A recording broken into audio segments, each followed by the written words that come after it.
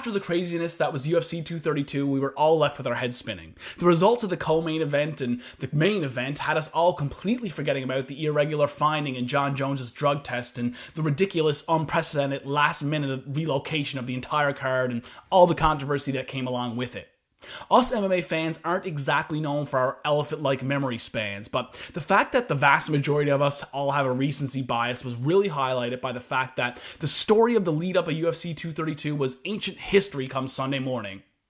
The narrative was no longer about the seemingly shady goings-ons and the logistical nightmare that all the fighters had to bear. It was now about how amazing of a champion Amanda Nunes really is, and about how Jon Jones is finally back, and how he has not skipped a single beat since the layoff.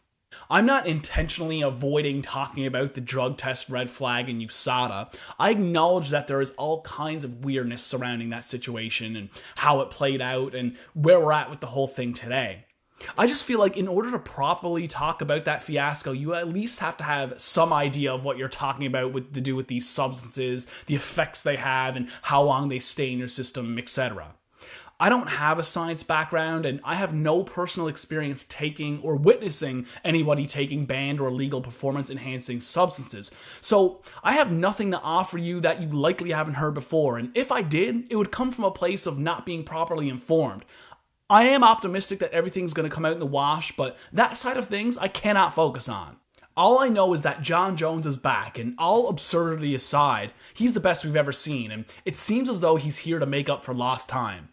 This week, UFC President Dana White told TMZ that Jones will be making a short turnaround and taking on light heavyweight contender Anthony Smith at UFC 235.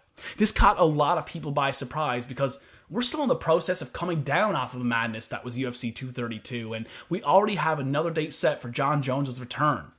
I'm certainly not complaining. Watching Jones make the walk and step in the octagon to compete is truly special, and we've been missing out on that over the past couple of years. It also makes sense that he would like to remain active, as much as we'd like to think that all the guys at the top have just millions of dollars sitting in the bank. After an extended period of time off, you need to get back to earning no matter who you are.